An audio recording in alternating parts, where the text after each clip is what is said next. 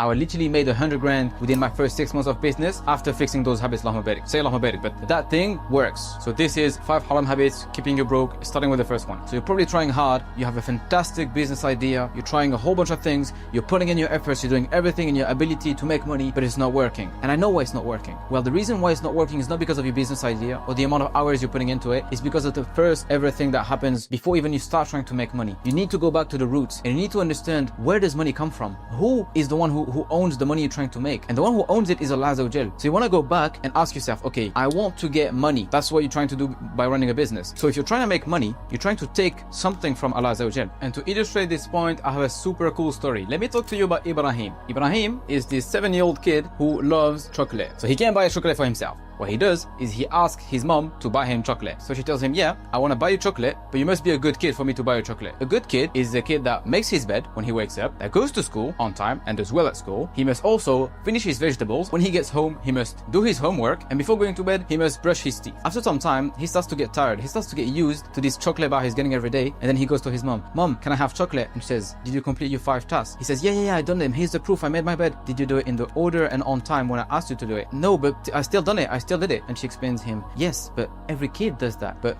good kids do it on time and in the right time, because my goal is to turn you into a good kid, and a good kid responds to me when I call him, just like a good Muslim responds to Allah Azza wa Jal when he calls him. And this whole point was to explain you that you must pray, but you must pray on time, and that's the most important part. And it's not about just praying 5 times a day, but it's about praying 5 times a day on time. When you see people stacking up their prayers at the end of the day, that is not how it works.